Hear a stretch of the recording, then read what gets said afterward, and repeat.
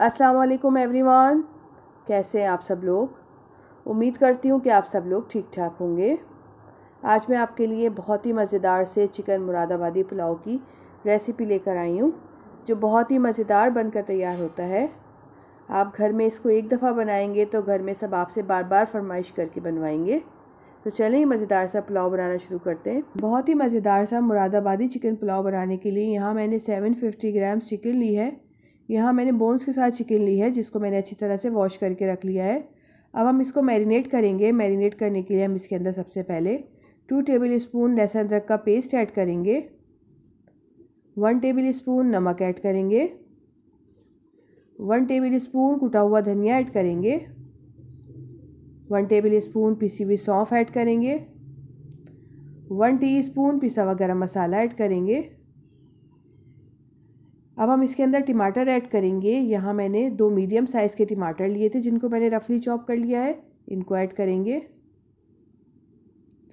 अब हम इसके अंदर हाफ़ कप दही ऐड करेंगे, जिसको मैंने अच्छी तरह से फेंट लिया है।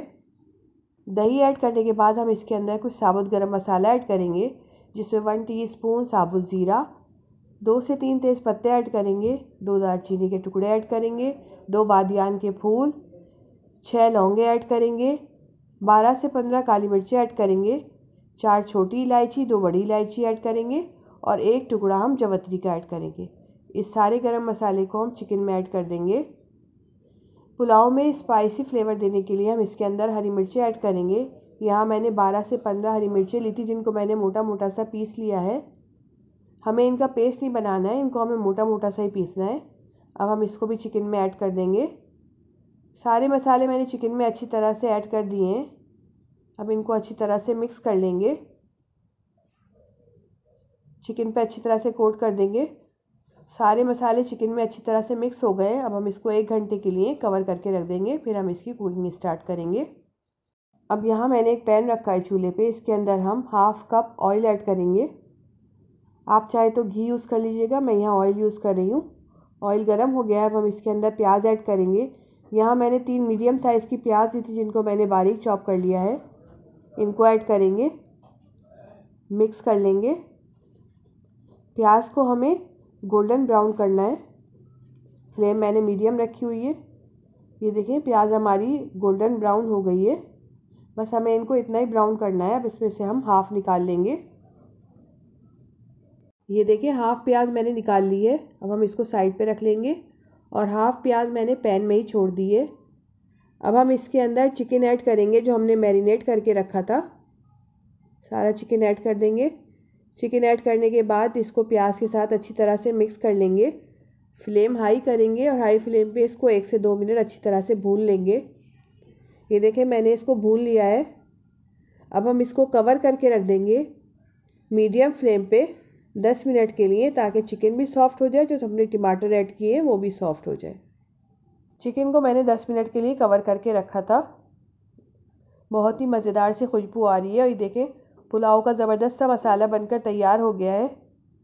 सारे मसाले चिकन में अच्छी तरह से मिक्स हो गए, टमाटर भी सॉफ्ट हो गए। अब हम फ्लेम हाई करेंगे और हाई फ्लेम पे इसको 3 से 4 मिनट अच्छी तरह से भून लेंगे।